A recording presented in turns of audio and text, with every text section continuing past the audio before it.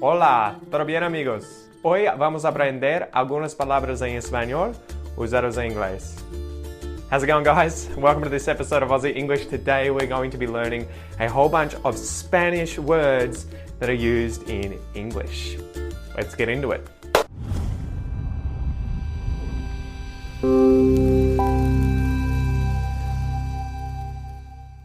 G'day guys, my name is Pete and I am the host of Aussie English. Forgive me at the start there for using the very limited amount of Spanish that I know to introduce the video, but today I'm going to be teaching you a whole bunch of Spanish words that are used in English.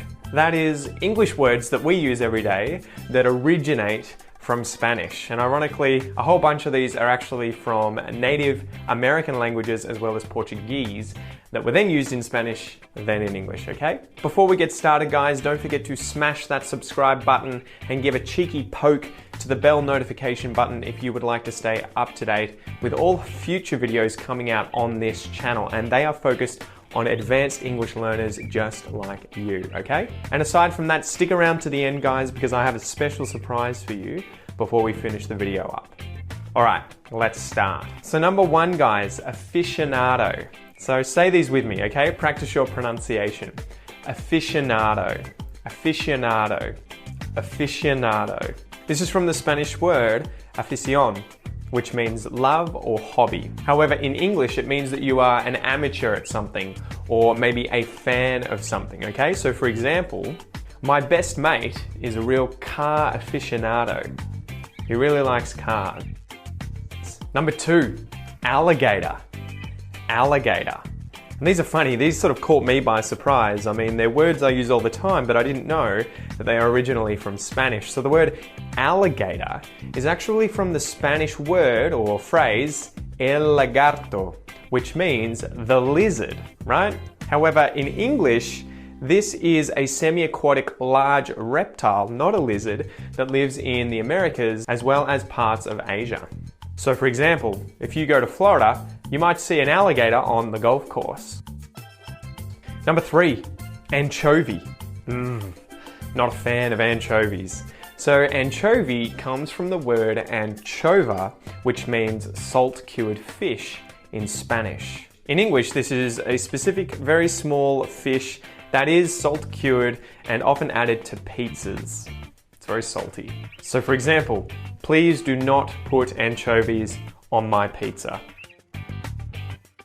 Number four, avocado. Avocado.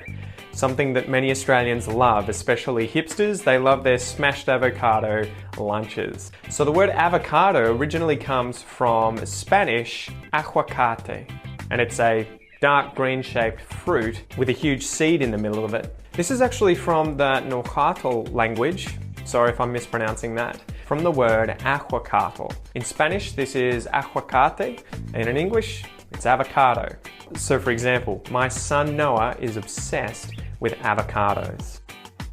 Number five, man, this was a shocker for me. This shocked me. I had no idea. The word barbecue.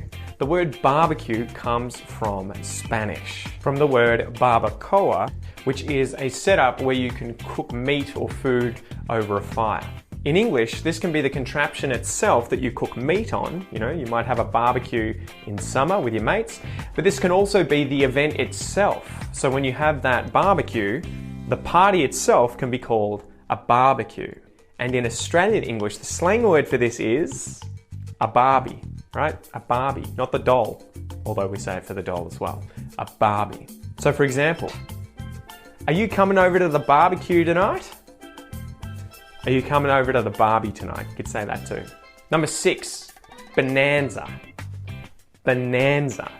Bonanza comes from Spanish where it literally means fair weather or prosperity. And it originally comes from Latin meaning good. In English, a bonanza is a sudden situation where you have an increase in wealth or good fortune or good products. And it can also be a large amount of something desirable. So for example, discovering oil was a bonanza for Saudi Arabia. 7. Breeze, right? A breeze, a light wind in English. This is from Spanish brisa and literally means a light movement of air, right? Like wind. Same thing in English, a breeze. So for example, there's a light summer breeze today. Number 8, a bronco. A bronco. Bronco comes from Spanish and literally means rough or rude. But in English, it's become used as a wild or untamed horse. And this was used in the West, in the United States of America. So for example, the cowboy rides broncos for competition. Number 9, cafeteria.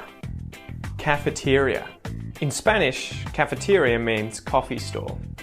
In English, it's usually a place where you will go and get food and you can select from a bunch of different options. So a school might have a cafeteria or a business might have a cafeteria. So for example, is there anything good to eat today in the cafeteria? Number 10, canyon. Canyon. This is from Spanish, cañón, and it means a deep gorge with steep sides on both sides. This is the same in English, right? So for example, I can't wait to go to America to see the Grand Canyon.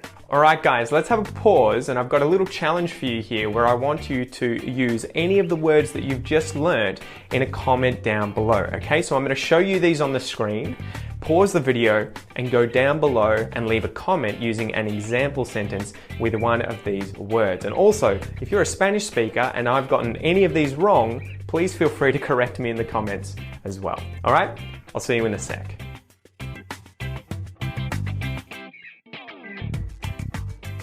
All right, guys, welcome back. Let's keep going. I've got another 10 words for you. All right, so number 11 is cargo. Cargo. In Spanish, cargo or cargar means to load. And in English, cargo is the goods that you would have loaded onto something like a plane or a ship or a truck. Okay, it's the goods that are placed in that vehicle. So for example, the plane is unloading its cargo. Number 12, and this will come as no surprise to many of you, chili. Chili, the word chili, not cold, chili as in the food in English, right? So this is another one in Spanish, chile, which is originally from the Nahuatl language, chili. And just like in Spanish, in English, a chili is a small hot pod from the variety capsicum, or peppers, as they would say in America. So for example, I like spicy food and I add chili to everything I eat. Number 13, chocolate. Chocolate. It's chocolate in Spanish as well, and it comes from the Nahuatl language, chocolatl, which is obviously food made from cacao seeds. So for example, I love drinking hot chocolate. Number 14, cockroach. This was another one that surprised me. I'd never thought about it. Cockroach is originally from the Spanish word cucaracha. It's an insect with antennae, with 6 legs, and they tend to infest places as a pest. So for example, my apartment is infested with cockroaches. Number 15, cocoa or cacao. Like, these are sort of two different words, but they're from the original same word, cacao, from the Nahuatl language, and then through Spanish into English, okay? So cocoa or cacao. Cacao are the seeds from the chocolate plant, and they're crushed and made into cocoa, which is then used to make chocolate. So for example, I love cooking with cacao.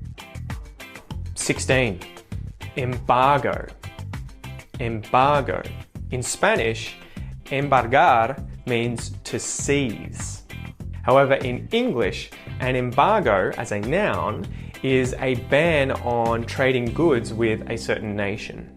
So for example, the president placed an embargo on China. Number 17, guacamole.